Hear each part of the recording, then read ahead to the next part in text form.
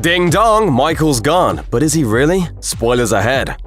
While Laurie gives a brief overview of what's happened to her, Allyson, and the rest of Haddonfield after the events of Halloween Kills, there are still some things left hanging. Sure, Laurie talks about her and Allyson now living together and having a bit of a dysfunctional relationship, as well as Haddonfield becoming consumed by the grief and anger from Michael's killing spree and sudden disappearance. But the new film sort of just glosses over some pretty big lingering emotions and story threads from the previous movie. For instance, what were the consequences of the town causing one of the escaped mental patients to fall out of the hospital to his death? Also, throughout both previous films, both Laurie and Allyson were ready to have Michael's head on a silver platter, and now they just suddenly decide to stop after he disappears? Even the absolute massacre that Michael enacts at the end of Halloween Kills barely gets any mention or follow-up, leaving the devastation of it with no fulfilling resolution. Truthfully, Halloween Ends doesn't transition well from Halloween Kills, and makes a lot of what was built up during the film's wild finale have no lasting impact.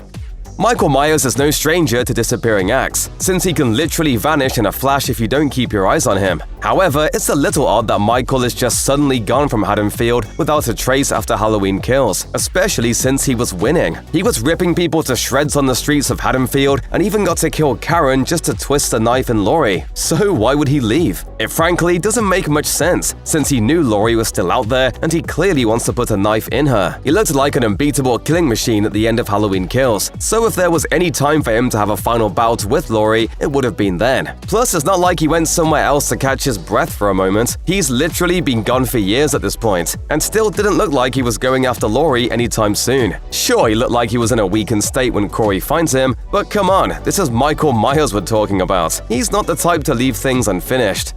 While the original continuity saw Michael motivated to kill Laurie because of their familial connection, this trilogy doesn't have that. All this trilogy offers is speculation and kills about how Michael keeps returning to his childhood home. Yet there's no motivation ever established for why he goes after his victims specifically. So it needs to be asked, why does Michael care so much about Laurie? Is it just because she's the one that got away? Does he see her as the ultimate kill because of how strong she's been against him? Honestly, what's Michael's deal? There's actually a lot about Michael that's left unanswered. How is he able to withstand all the stabbings, beatings, and damaging blows he's taken throughout the years? He literally gets stabbed in the heart by Laurie in the film's final battle, and then suddenly rises to nearly choke her to death. What is it about Michael that's made him more than a normal man for so many years? The film never provides that answer, and leaves Michael as ambiguous as ever. It's a choice that makes sense, given that Michael is always meant to simply be this malevolent evil entity with unclear motives, but with this being Laurie and Michael's final bout, it feels like a missed opportunity to truly understand the shape.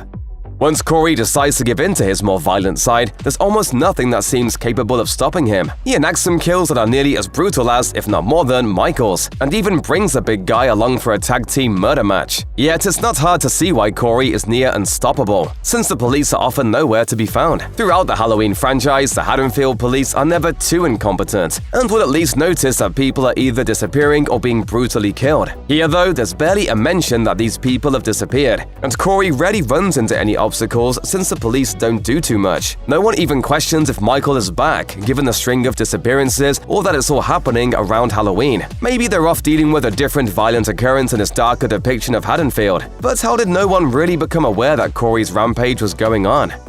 When Corey first comes across Michael Myers while he's hiding in the sewers, he's not exactly in the best of conditions. He's clearly weakened from the big fight at the end of Halloween Kills, but he quickly regains his strength after getting his first kill with the help of Corey. So if Michael is ready to get back out there and start killing again, why is he basically tied to the hip with Corey and only seems to come out after he shows up? Seriously, Michael only leaves the sewer if Corey ends up coming and picking him up on his motorcycle, which could have been a hilarious visual to see. Does he have stage fright now or something? Even on Halloween Day, he just sits in his sewer hideout until Corey comes by to steal his mask. And it's just odd to see Michael not go back to his killing routine once he's got his strength back. It's legitimately one of the strangest things about Michael in Halloween Ends, and sadly keeps him off screen for longer than any fan would expect or want.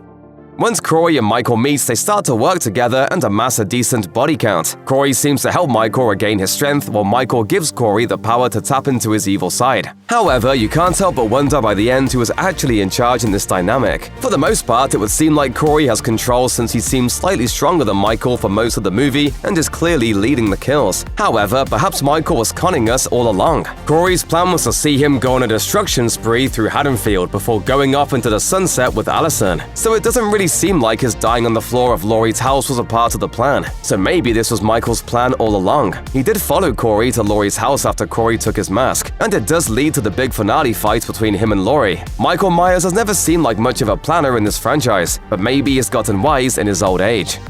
Laurie and Frank's awkward but adorable relationship in Halloween Kills was one of that film's biggest highlights, and ends up being a very sweet part of Halloween Ends. There's nothing more heartwarming than seeing their natural chemistry flourish, and you desperately want these two to be together. After dealing with Michael Myers for so many years, Laurie deserves some love in her life. So do they end up together? Well, they don't share an on-screen kiss or anything, and we don't see them boarding a plane to Japan as they talk about during the movie. However, it's a pretty safe bet that they do get together after the events of the film, since their final moment together on Laurie's porch is fairly emotional. There's no definitive answer to whether or not Laurie and Frank end up together, but the film does make you believe that it is possible. With the traumatic history that Allyson has endured in Haddonfield, with both her parents and friends being slain by Michael Myers, it's not too shocking to hear that she's looking to leave. While Laurie is able to keep her there through guilt and concern, Allyson does find her opportunity to leave when she meets Corey, and he suggests doing so. While her original plans to leave with Corey fall through, Allyson does end up leaving Haddonfield before the credits roll. The only question is, where is Allyson going? Truthfully, we'll probably never know the answer, as the scene of her leaving Haddonfield is likely just to symbolize that she's leaving the town for good. Maybe though there can be a more intriguing answer. It's unclear whether or not Halloween Ends will really be the end of the franchise, and maybe this scene will lead to a follow-up film or trilogy keeping up with Allyson as she discovers new Halloween horrors and she tries to start a new life. In the final shot of Halloween Ends, the camera moves throughout Laurie's house as an homage to the final scene of the original Halloween film. However, there is one item that sticks out in the final room: Michael's mask. While this shot is likely meant to symbolize her truly leaving Michael behind, you can't help but wonder why didn't Laurie destroy the mask when she pushed Michael's body into the grinder? It's kind of odd that she didn't destroy it, since Michael's mask is a key identifier of him and a major symbol of the fear he spread across Haddonfield. Maybe she needed it as inspiration to finish the book she's been writing throughout the film, or just simply wanted it because she wasn't completely over him even after killing him. Perhaps too, this could be a hint that someone else could pick up Michael's mask and start a new reign of terror in Haddonfield. It's not too surprising to see Halloween Ends definitively kill Michael Myers. It's just strange that his mask couldn't go with him.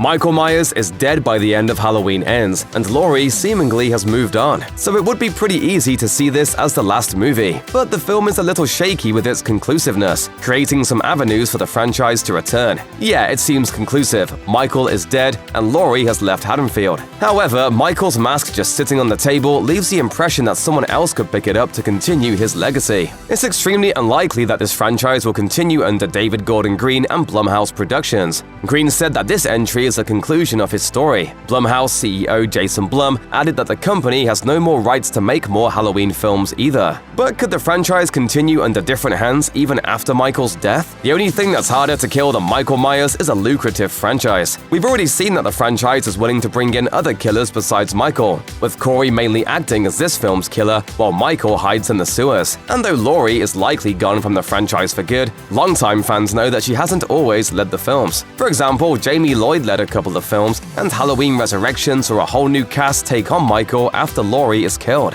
Why the hell you dressed like me anyway? I ain't paying you to be Michael Myers.